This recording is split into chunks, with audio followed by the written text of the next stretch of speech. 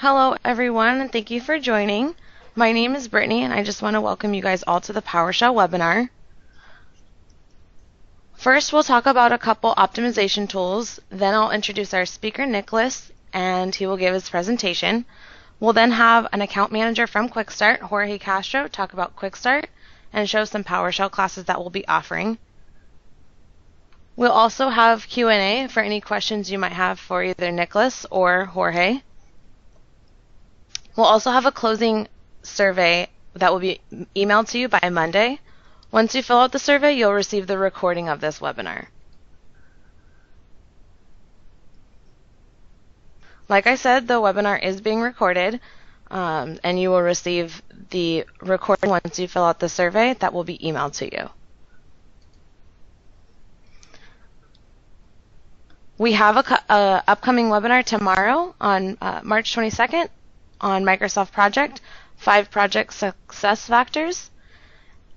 You are still able to enroll in this, so if you want to go to the bottom link, quickstart.com/events, you can go ahead and register for that today.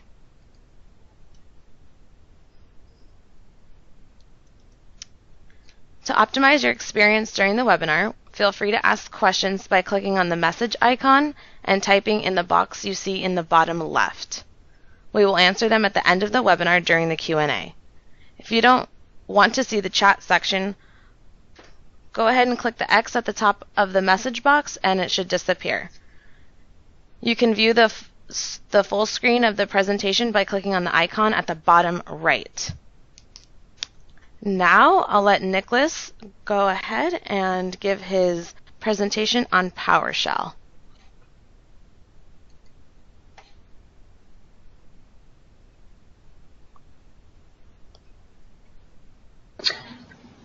Okay. Hey, everyone. I hope you hear me okay. Someone's saying let's begin, and let's begin. I'm just going to share my desktop now. Just give me a second. Okay, there we go. So, the first part, I'm going to go through some slides where I'm going to talk about remoting and workflows and Windows PowerShell. And then I'm going to do a lot of live demos on how to do it in actual life. My name is Niklas Goda. I'm a PowerShell MVP, and if you think I talk funny, it's because I'm Swedish, so I'm not from the US. I blog a lot. I have a blog called powershell.nu. I'm also the author of 2 books, one in Swedish, which you could probably run through Google Translate, or, well, the correct word is Bing Translate. And also a American book, and PowerShell for Sharepoint 2010 administrators. Okay, so let's get started. Today I wanted to talk about remoting in PowerShell. We're going to go through how to create interactive sessions, how we can run commands against multiple machines, and also how we can send out a local script against multiple machines. I'm also going to show you how to import remote commands from a different computer and run them on your computer. I'm also going to do a demo on restricted endpoints and how you can put a safe environment so you can let remote users use PowerShell Remote, but still controlling what they do. I'm going to follow that up with some talk about workflows, how we can use workflows to do stuff in parallel, and how we can suspend the workflow if we, for example, wait for someone to perform a manual task. And finally, I'm going to show you how to use workflows to restart computers and continue with the workflow afterwards. So, PowerShell. Remoting in PowerShell is actually, it's remoting over WSMan, Windows remoting, and it's been around since PowerShell version 2. If you're running Server 2012, it will be enabled by default. But if you're running an older system, you have to enable it. It's a simple command actually called enable PS remoting. So we can run an interactive session against a machine. We can also run one single command against multiple machines. That's a pretty cool technique. So when you're doing stuff against multiple machines, you have a PowerShell command called Invoke Command. And you can simply type Invoke Command followed by computer names, for example, server 1 and 2, and add a script block and tell the command what to do on these remote machines. So it's pretty much a single line code in PowerShell. It's a one-liner to do a lot of stuff on remote machines. PowerShell version 3 also includes something called $using. So if you have something stored locally, like a text message or a string containing some information, you can always send it with your remote commands. I'm going to show you that technique later. Next thing, if you have a lot of local scripts, PowerShell scripts, it's possible to take those scripts and execute them on the remote machines using Invoke Command. Turns out it supports the file parameter, which you can use to point out a local script and execute that script on all these remote machines. And that's real cool. Endpoints. This is something that is, I don't know if it's used very much, but it's real awesome to do. So you can actually configure a endpoint and allow a user to only run single commands or a set of commands. So you can restrict the users to only use the commands that you decide. And setting that up is called endpoint configuration. And I'm going to demo how to set up a restricted endpoint. Another thing you can do with your endpoints is running them as a powerful user. So you can actually add credentials to a user with more privileges, so that the actual user running the command, he's running under that user's privileges, so that he can do all the get stuff and find all the information if he wants to. The next part, I know I'm going quick through these slides, but I have a lot of code to demo, so I'm just going to give you a brief introduction to what I'm going to demo later. So workflows is the second part we're going to talk about. I'm going to demo how you can use a workflow running parallel tasks using a workflow. So you can take one command that might take forever to run on a lot of machines and just run it all on the same time on all these machines, which speeds things up very much. So that's a real cool thing to do. I'm also going to show you how to suspend a workflow. So this is a good example here is if you want to install a machine, set it up, and maybe in the middle of the installation you have to perform a manual task. You have to email someone and wait for a reply or something. In that case, you could suspend your workflow and let that person do his manual task, and then go back to the workflow, start it up again, and it will start where it ended, which is awesome. The final thing I'm going to talk about is how you can run a workflow over restarts. So you can actually do an installation of something, restart your computer, let the workflow wait for the computer to start up, and then you can perform additional tasks in the same workflow. This is something you can't do in a regular PowerShell script or a function. And this is awesome. Okay, so I don't like slides that much. I like demos instead. So I'm going to switch over to my demo environment. I actually have 3 machines now. One domain controller, this one server 1 here, and my server number 2. This is where I'm going to run most commands. So the first thing is interactive sessions. So we have a command called enter-P Accession, and I can simply type this command followed by a computer name like SRV01. And this would actually place me on that computer. You can see right here it says SRV01. So it's this simple to use Powershell Remoting in Server 2012, since it's enabled by default. At this point, I can type any type of PowerShell command that I want to, and it will be just like I'm sitting on that machine over there. So if I type like get-process, I actually get the processes from SRV01. There we go. So this is the interactive part of remoting.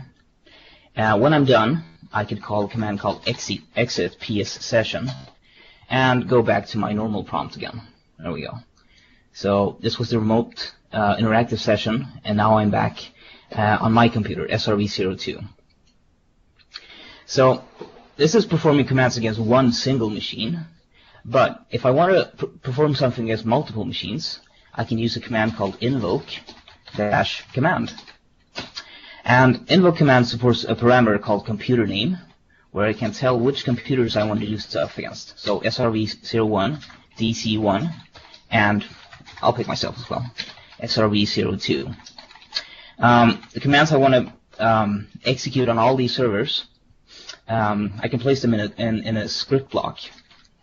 So in this case, I'm going to type get service in my script block, get-service. So I want to see which services are on all these free machines. And I can simply click enter. And the result I get back, if we go to the top here, kind of a lot of services on these machines. And we have a DC1. So what I get back is the status of the service, the actual name of the service, the display name, and I also get something called P as computer name, which actually tells me which computer I'm running this command against. So in this case, it's DC01. Down here, we have SRV01, all these services here. And at the bottom, I have SRV02, the last machine that I ran against. Here we have them. So this is a great way of running one single command against multiple machines. And as I said, it's a simple one-liner. I can do this in one line in PowerShell. And that's pretty cool.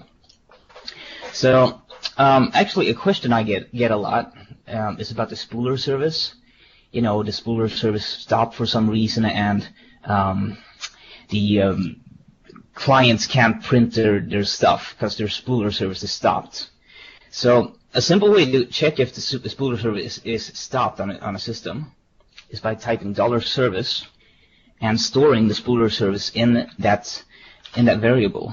So in this case, I have $service, which contains my spooler service, and it has a status set to running. If I just want to check the status on this one, I could type $service.status. There we go. And it's equal to running. If it was stopped, let me just stop that service. Stop-service -name spooler. There we go.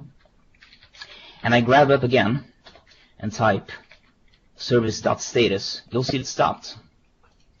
Now, this is on one machine, stopping and starting a service. It's fine for me to do it on one machine, but if I have a lot of machines and want to do this, I could simply take this code and put it in a invoke command instead, in the script block here.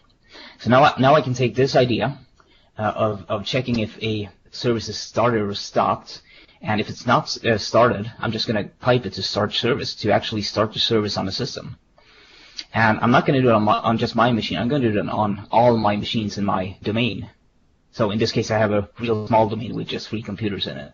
But you get the hang of it. So I'm taking this idea, these commands, using them in Invoke Command to run them on all 3 servers. Here's the code I need to do that. Click on Enter, and it goes out, checks if the service is stopped. And on my server, on SRV2, it was actually stopped. So it went on and started the service. So now if I type get service here, get service, lots of commands. There we go. -name, spooler. You'll see it, yeah, it's actually started. So this is a cool way of using remoting and doing stuff on a lot of different machines. The next thing, local variables. So let's say I store the service name in $service name. There we go. So now I have it here in $service name, spooler, and I want to use the value of $service name in my remote command. And to do that in PowerShell version 3, I can simply copy this code, copy on that one, paste it down here. There we go. Exact same code. And I'll simply replace spooler here with $using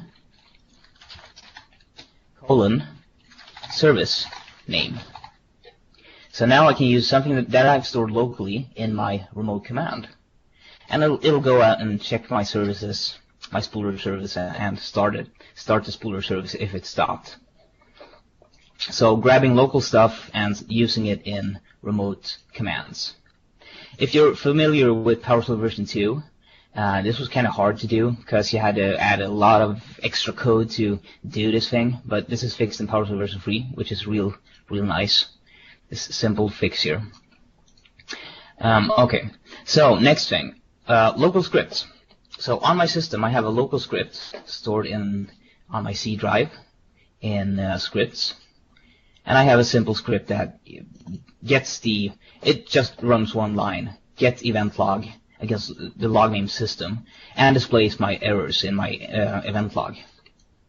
If I wanted to run the script locally, the script in PowerShell, I could simply type c-script-get system error, and it'll display my local event log. Now, if I wanted to take this script and do it on all my servers in my domain, I could use Invoke Command. So I'd simply type invoke dash command computer name and enter my computer names here. Copy that one, paste that one, and instead of script block, I'm going to use something called file path and just point it to my script. C scripts and get system error. So in this case, I'm actually executing this script on all my remote machines. You can see it's on DC1 now and all other machines.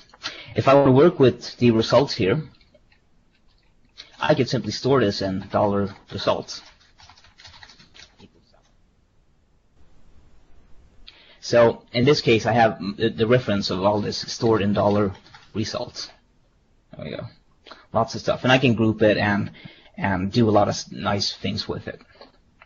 So this is a nice way of running local stuff on a lot of different machines.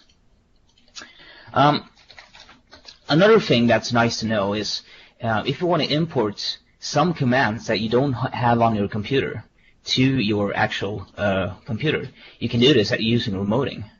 So in this case, I want to use the Active Directory commands. There are actually a lot of commands that you can use against Active Directory. However, I don't have them installed on my machine, so I can't type get-a user like that and filter star.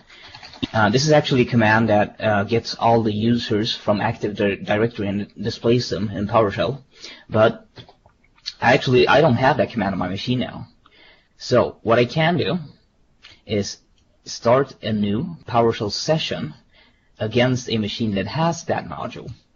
So I'm going to start a session against DC1. There we go, and store it in $S. Now, if I type $S, you'll see that I have something called a session here. I can see the ID of it, it's 20. I can see the name, session 20. I can see a computer name, which I'm connected to, DC01 in this case. I can see the state, it's open now, which is good. And I can see a configuration name, Microsoft.PowerShell. Remember the configuration names, because that's what we're going to create later. Anyway, so this computer has the actual Active Directory commands on it, but I don't have them here. So what I can do now is use a command called import module, this one. I can tell it that I want to import Active Directory, and I want to do it through my session, my $S. So I'm going to copy that one, paste it here, and click on enter. And you see it's loading something here, loading, and lots of stuff like that. So if I turn back to my command, this one, get 80 user, that gave me an error before. I'm going to copy that one and paste it here and click on enter. You'll see that I can display all my users, user number 3, 2, 1, and all the users I have in my domain. And this is simply by importing stuff that I don't have to my machine, which is pretty cool. Okay, so who can remote these machines? Well, you have to be either a local administrator or you have to be a member of a local group called remote users, I think, or remote members. Let me check up the exact name of those groups. Click on start, click on, no, we're not going to do it like that. We'll do it the typey way. Let's see now. Windows R, run, comp mgmt.msc. There we go. So you have to be a member of either administrators or a group called, it's probably that one, Remote Management Users, I think. Oh, it's WMI. Anyway, it's some other group as well. Never mind that one. We'll check that later. But if I want a user to remote my machine who's not a member of this, he's not a local admin, and he's not a member of the other group, I have the possibility to set up a new endpoint, which he can use to remote this machine. So in this case, I'm going to use the command new P Accession Configuration file to create a configuration file on my system and call it c-endpoints.psc system configuration on something. I'm also going to add something called a session type and set it to a restricted remote server. I'm going to tell the command which modules it should import, in this case only one, the net adapter module, and I'm going to tell it which commands or functions should be visible for user. So in this case, I'm telling that this is a restricted remote server. You can only use this module, and in this module, you can only use this single command. You can't use anything else. So let me create that file, copy that one, paste it here, click on Enter. And if I look at my C drive now, I actually have a endpoint PSSC file here, which has the settings that I just set. Additional information. Here you can see the session type. It's set to restricted remote server. Down here, we can see the modules to import, net adapter. And on this line, you can see the visible functions. Which functions should you see when you use my endpoints? Okay. Next step is to actually create this endpoint. So to do this, I have a command called register P Accession Configuration. I point out the path to my endpoint configuration file. I call it something as well, PS demo in this case. Copy that line, paste it here, click on Enter. And now I get a new endpoint set up to me. I also want to allow some other user to access this endpoint, someone who's not in the local admins on the system. To do that, I can always use a command called set P Accession Configuration. What I want to think about here is setting the name to the same as I did up here. And I'm also going to add a parameter called show security descriptor UI in order to add a different user to this endpoint and give him access. So I get a confirm box here. Do you really want to do this? Yes, I do. Click on yes there. And now I can simply add a user who is not a local admin on this machine, like user 01. There we go. And I'm going to give him, he's going to have full control. He can do whatever he wants. There we go. Apply on that one. And click on OK. So what I just did was on this endpoint that I created, my PS demo, I gave user 01 full access, full control on that one. Now I can simply restart the WinARM service and head over to my other machine where user 01 is logged in and try it out. Let's see how I get over to my other machine. What's this? Oh, I'm stuck on this machine. Can I? There we go. No, yes, no. Yay. Okay, cool. So, heading to my other machine, SRV01, if I type who am I now, you'll see I'm actually logged in as user 01. If I try to run the command enter PS session now against SRV02, I'm going to get a big red box here saying you can't do this. You have access denied. So I'm not allowed to remote to this machine. However, if I point out my configuration name, PS demo, copy that one, paste it down here, and click on enter, I can actually start a remote session against this one. And if I type get-command, see what kind of commands I have on this machine. You can see I don't have many commands. These commands are the default commands that you always have: exit P session, get command, get format data, and get help. And these ones, measure object, out default, and select object. And I also have the single command that I allowed my user to run, the get net adapter thing command. So let's see what happens if I run that one. Get-net adapter. There we go. So I'm trying to run that command now, but it turns out that nothing is happening now. The case here is actually I have access denied to run this command as well on the server, so I can't use the SIM server. I can't access this with my account. So to solve this, it's also possible to letting my user run under different credentials in my remote session, in my session configuration. So let's set that up as well. I'll go into my session configuration, jump into that one. It's placed in wsman, localhost, plugin, and the name that I call it, psdemo in this case. And I'll type the dir command. So here I have a couple settings that I can set on my remote endpoint. Two real nice settings are run as user and run as password.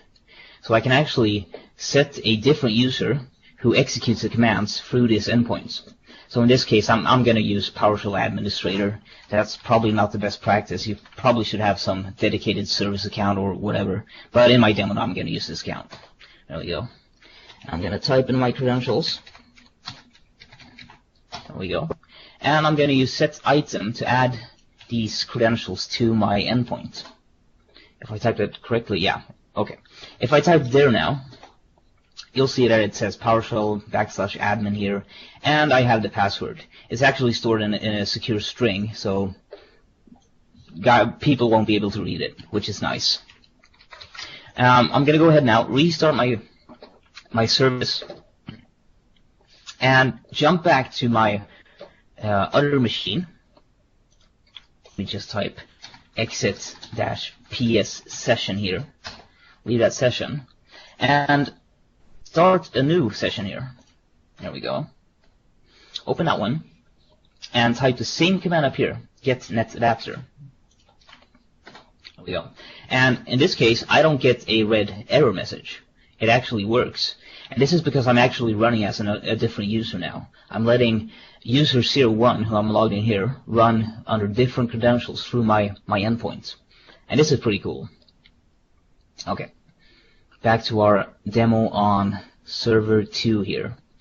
Yeah, I have some time left. The next thing I want to talk about is workflows. So workflows are really, really great if you want to do something in a parallel task. You don't want to run it in a long sequence, but you want to parallelize a big task that takes a long time. So I did a blog post, I think it was last year, for scripting guys. Let's just take a look at that one real quick here. I'll start Internet Explorer, paste the URL here. There we go. So this is a Hey Scripting Guy blog. I hope you all read it. It's a great blog to learn about Windows PowerShell. And I did a post on workflows, how you can ping computers in parallel, because this is something that's going to take a long time if you have a lot of computers. And we can do this using a workflow. So let me just show you how it works. So in normal cases, I would have a list of computers. In this case, I'm going to use get80computer to get all my computers and select the name of them and store them in $computer list. There we go. Copy that one, paste that one, and run it. So now I have a computer list containing all my computers. Some are alive, some don't exist. Like, I think those are dead or something. These are the actual ones running now. Okay, so if I wanted to ping these computers, check if they're on the network or not, the classic way would be to take my list, and for each computer in this list, I would simply ping it. $_ in this case is each computer I'm sending in through my pipeline here. So it's the first one, then the second one, third one, and so on. So this command would go out and ping DC1 and then DC server 2, server 1, server 2. Then I will get some timeouts from some other server, and so on. But this command is going to take a real long time, since it's going step by step from the top of the list and down. So what I can do instead, let me just stop that one, is run the same actual command using a workflow. In this case, I'm using the command called test connection. It's basically the same as ping. It's a PowerShell version of ping. So I'm going to place test connection in my workflow, and I'm also going to use a for each statement here, but I'm going to add something called parallel. And I'm going to run this command parallel on each of the computers in my computer list.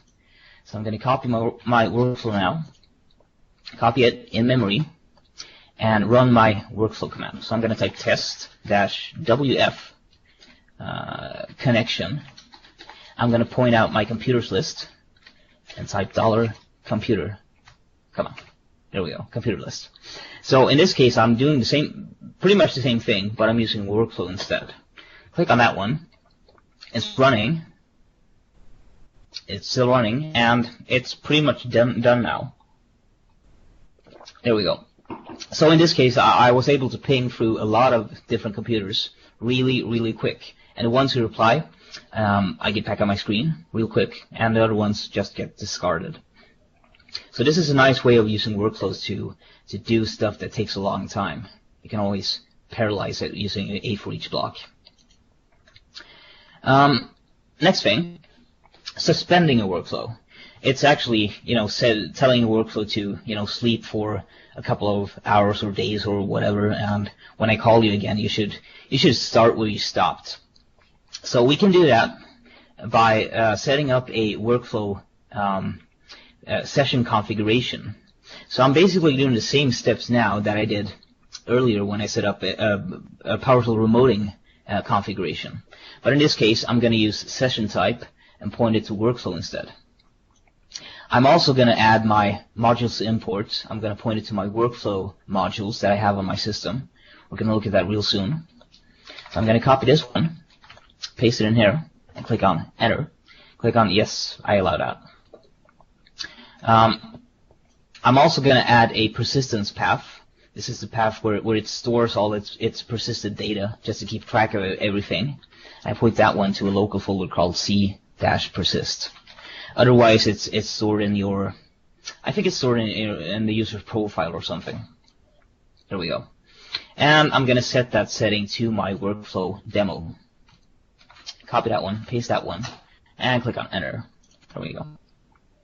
So the only thing I have to do now to get this working is actually restart the WinRM service. So I copy that one, paste that one, and click on enter. Okay, so let's take a look at the workflow first. It's in my C drive, in my, modules folder, workflow, and here it is, workflow.psm1. And psm1 files are module files. This one only contains one single workflow. It says workflow here, the keyword. It's got a name, test.wf demo. It starts off by running this, typing the string to the host, running a command. Then it actually runs a real PowerShell command. And on this line, it calls something called a command called suspend-workflow, which tells the workflow to suspend itself, to go down and sleep and just wait for me. After the suspend, it says resuming workflow, and then it does an additional PowerShell command. Okay, so this is the first part, running a command, and this is the second part, resuming workflow. First part, second part. Okay, so let me start this one up on this machine. I'm going to start a PowerShell session against my own machine, dot or localhost, that's my machine, one I'm sitting on, and I'm going to use the configuration name WF demo.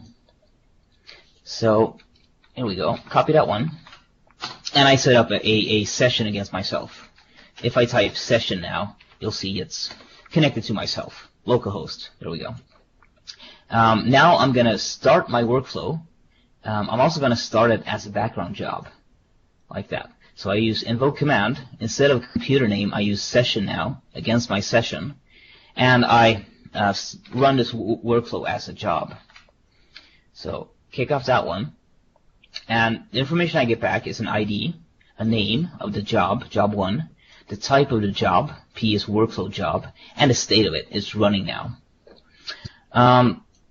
If I look at the job, I can take my job and pipe it to receive job to check the actual data it contains. So I'm going to copy that line, paste it down here, and we'll see what it contains. Oh, it did both of them. That wasn't good. Let me try that again. I think I totally screwed this one up. Let's see. Okay. Let me redo that one. Run it again. Probably type something wrong. Session. And do it again. Demo devil. There we go. Okay. Got it now. So, I really don't know why. I probably tested a lot before I did this demo, and yeah, you know. Anyway, so it did the first command, running a command, and then it did the second line in my script, which would be this one, which returns information about my computer system. And then it went to the suspend line, suspend workflow. If I type get job again here, copy that one. Oh yeah, this is why I had a couple of workflows. So you can see that this one is actually in a suspended state. So it executed, and once it got to this line, it went down and started sleeping. It suspended itself. So in this case, I'm just going to disconnect this session from my machine. So I'm disconnecting my P Accession here. That one is stopped now on this machine. And I'm going to flip over to my other machine. So this would be like, you know, the next day when I get back to work and I start up a totally different machine. I'm logged in as user 1 now, so I'm going to run this as the same account that I did before. Let me just exit P Accession here. Exit-P Accession. And store my credentials as the same user who kicked off the workflow from the beginning, so I can get it again. Let's see. There we go. So now I have my credentials. I'm going to start a session now, connect P Accession against SRV02, and I'm going to use the configuration name wfdemo and add my credentials I just typed in here. There we go. User 01, who I'm logged in, doesn't have any access to this machine through this configuration name, so I can't use him. And if I type session now, you can see I have my session 21 here. I'm going to run Invoke Command again. There we go. And I can see my workflows I have on this one. So I have 2 that are suspended and 1 that is completed. Okay, so if I run Invoke Command again and type get job, let me be smart now and just get one of those. ID. There we go. ID 5, we'll take that one. And resume that one. So ID 5, it's suspended right now. I'm going to go in and run the get job on this one and resume the job. There we go. And I'm going to go get job ID 5 again. Let me copy that one. ID number 5.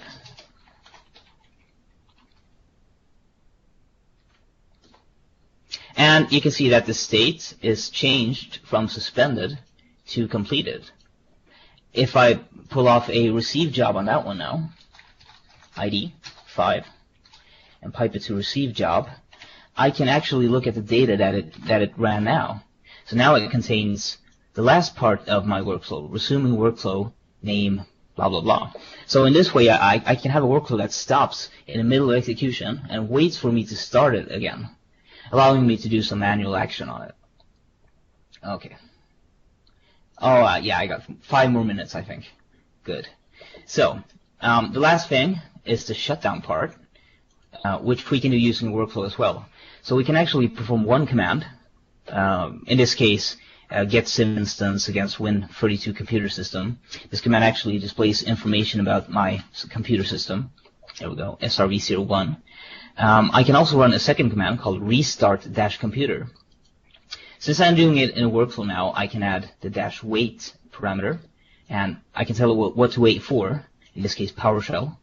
So wait until PowerShell works again, or is, yeah, when I can contact PowerShell. That's when I want you to continue. I also tell it to use the WSMan protocol, and I add the force switch parameter. The force is used if someone is logged onto the system, and I use the force, he will get kicked off and the computer will restart. Otherwise, it won't restart. So, I'm going to copy that code, simply paste it in here, and type restart WF computer. And notice that I have a lot of different parameters to my workflows. These are all, I just have them by, magic almost. It's actually built in the background, all these parameters and all the functionality of a workflow. But one that we have is computer name. So I can actually take this command and pull it off on a remote computer, SRV01. So let me just do like this. Minimize that one. Show you the actual command. And I'll pick up my server, this one, that I want to restart. I'm going to minimize that one as well. There we go. And we'll see what happens now. So this is my server 1. This is my server 2. And in this case, I want to run my workflow against this machine. There we go. So I'm going to start that one. Goes out, and it runs the first command, and then it restarted the computer. So now I just dropped my connectivity. Let's check it out in the Hyper-V measure here. There we go. There we go. So now it's actually starting up here, and my workflow is actually waiting for it. You can see waiting for restart to begin. Once the machine starts booting up, there we go. It checks for WinRM connectivity, and then it's going to check for PowerShell connectivity, which takes a little longer. And as soon as it can talk PowerShell with the machine, it's going to run the next command. So in this case, you can use a workflow to do automatic installations and restart your computers and do all this amazing stuff just by simply using workflows. So this is something that is real cool, and if you're into PowerShell, you should really look into workflows because you can do a lot of really neat stuff. Okay, that was my demo. And if you questions about the demo, I'm going to share all the code. I think our host can help us with that, the codes and the slides. And that's pretty much what I have now. Okay, should I leave over to someone else now? Yes, thank you, Nicholas. Now I'm going to give control to Jorge Castro, who is an account manager for QuickStart, and he'll be talking about QuickStart and our PowerShell classes that we offer.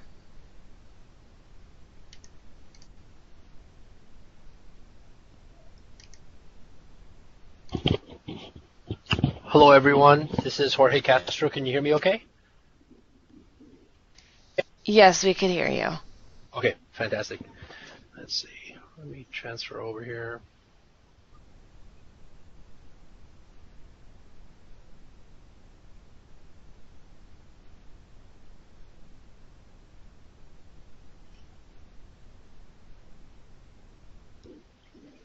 Okay. Are you able to share your screen? Yeah, I'm sharing it. Is it up? No, not yet.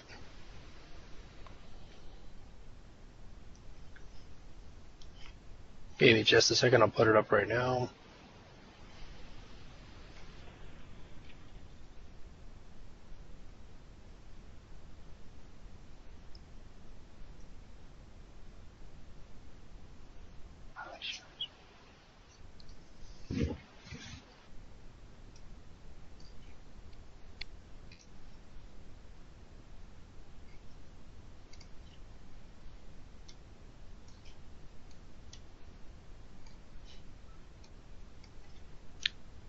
Jorge, are you sharing it? Because we don't see it, so I just want to make sure that you're not sharing.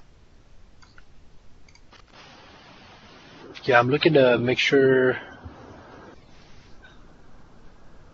Give me just a second here. Okay.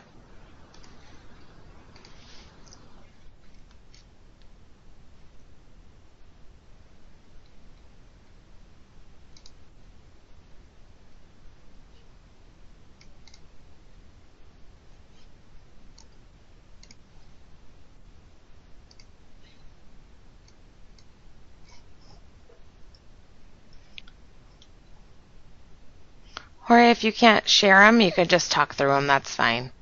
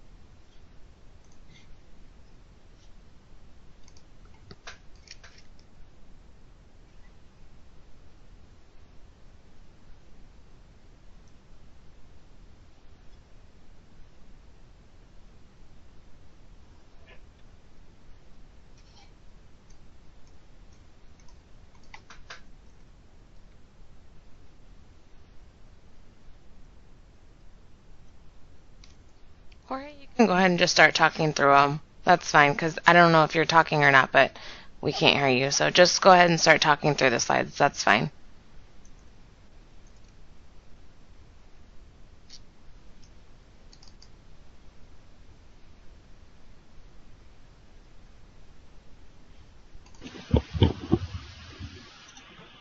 Okay, sorry about that. Is that working now?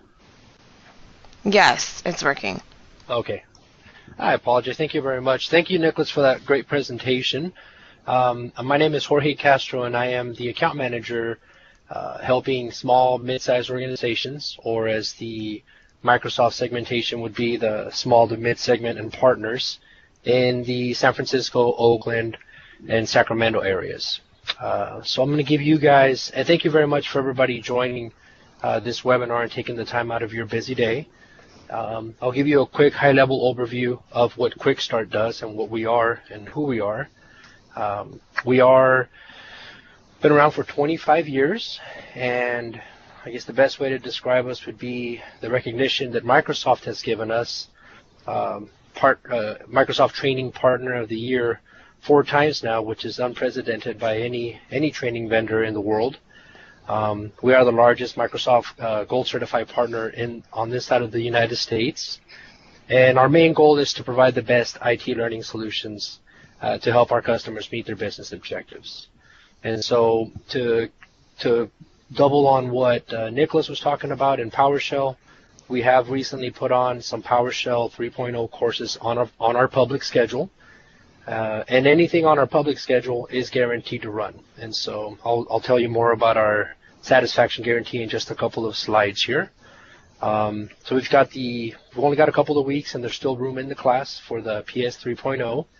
So please feel free to reach out to the account manager, the appropriate account manager, and we can definitely give you more information on these classes, scheduling for the class, and getting yourself enrolled. Then we also have the automating administration with Windows PowerShell 3.0 and the 2.0. I noted down some of the dates that we have running here for you guys. And next slide here, I'm showing you some of our learning specials. So we pride ourselves in providing the highest level training quality, and also want to make it so that it's the most cost-effective option for our training partners. And so currently, aside from the volume purchase agreements that we offer for organizations, we're running a spring into training specials. And so with qualifying courses, we're providing an iPad mini, as well as you're able to do the buy one, get one at 50% off, or buy two and get the third class there at no cost. Moving on here, a little bit more information on our QS Live platform. So this is our distance learning, our remote learning option. Some of the advantages, just to highlight a few of them, it's turning out to be, since we've turned over to this format, we've gotten great reviews. A lot of customers are really enjoying this type of experience for these following reasons. You can do it from your home, you can do it from your office, or choose any one of our locations to remote in and take advantage of our QS Live learning from there. As far as the link goes, with link 13, as you guys noticed, that's how the webinar was presented. And we are coming this week. We're starting to put some of our classes, and we're offering the training layout on the link 13 as well. We've been using Link for the last couple of years, so it's a world-class Microsoft Link training solution because we're leading edge and we like to practice what we teach. Guaranteed results, just to quickly cap the satisfaction guarantees that we provide for you. It's a cancellation-free schedule. We do offer a corporate resource guarantee. A lot of our customers, and a big differentiator for us, is the course retake free lifetime guarantee. So as long as that class is on our schedule, you can jump back into the class and take it free once you've paid for it. And then the version upgrade guarantee would be the 4 total customer satisfaction guarantees that we provide. As far as our software assurance benefits, we are the largest Microsoft partner activating the vouchers. So if you do have a Microsoft licensing agreement, please contact your account manager, and we'd be happy to help you provide more information on how you can turn vouchers over into training. And that is the end of my presentation. Thank you very much, and sorry for the rough start. No problem. Thanks, Jorge. We're going to go ahead and now ask the presenter any questions that you guys have typed into the chat box. So, Nicholas, I'll go ahead and start asking you a couple questions that were asked during the presentation. So, during your demo, someone asked, what program were you using?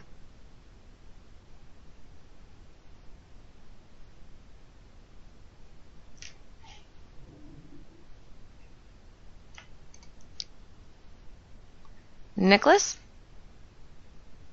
Are you there?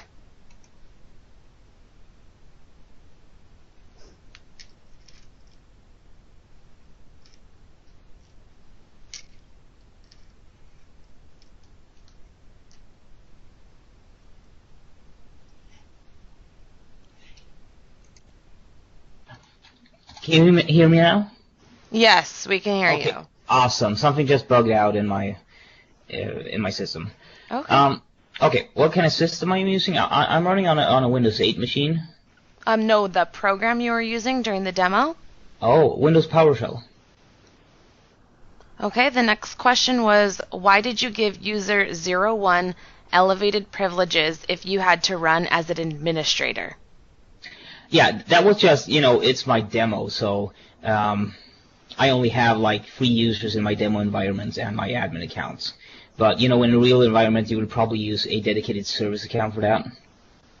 But the cool thing here is that you can put up an account with higher privileges than user 01, and you can let that user run with that user's privileges and execute restricted commands. So you can actually tell them, you can only run this command now. So that's pretty cool. But, in a real live environment, I would use some service accounts instead. Okay, thank you. And the last question that we received was, can I run the Sharepoint command remotely? Yeah, you can. It's possible to run Sharepoint commands remote if you're talking about Sharepoint 2010. What you have to think about is that Sharepoint 2010 does not support PowerShell version 3, so you'd have to type PowerShell.exe version 2.0 to go back one version. That's something you can do in PowerShell version 3. Or if you're running PowerShell version 2, you can simply run that one. Okay, we just got another question in. It says, is it possible to tell what the minimum version is required for a command, such as a 3.0 only command, 2.0, or 3.0 command? You can control that in something called a module manifest, and that's pretty much the way that people control this. They add the minimum version of PowerShell required to run this command. So in the module manifest, you can control this part. Okay, someone else asked, I thought the point of the exercise was to let the user run with elevated privileges, but it looks like it did not succeed because you had to run as an administrator. No. Okay, you got this more wrong. So the point of this exercise was to let the user do one single command, one command that I controlled, on a system where the user had no access whatsoever.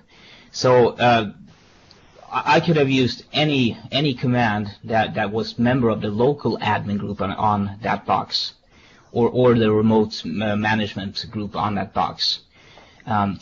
So it's a way of setting up stuff so you don't have to give the user actual permissions on the box. He can simply use a remote endpoint, go through that endpoint, and execute the commands that you control.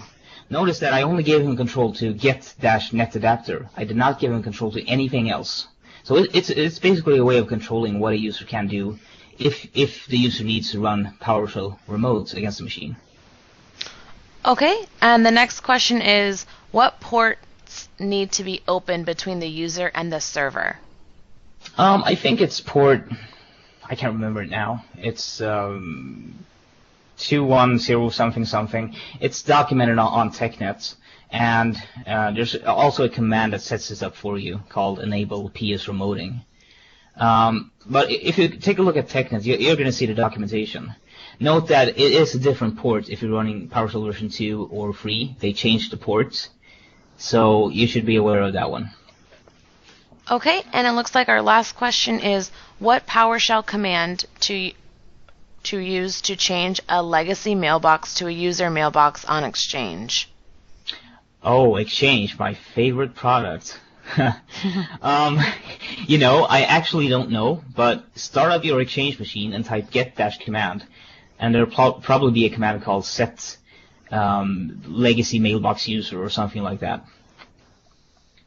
I'm not an Exchange guy, so I really don't know that one. Okay, and looks like that's the last of the questions. So I just want to thank you, Nicholas, and also Jorge, for all of the information you guys provided us. Also, I just want to apologize to everyone who could not hear or could not see. Like I said, the webinar is being recorded, so once you fill out the survey that you receive, you should be receiving that recording. If anybody has any other kind of questions or comments, concerns, go ahead and feel free to email me at brittany.morin@quickstart.com. And that concludes the webinar. Thank you, everyone.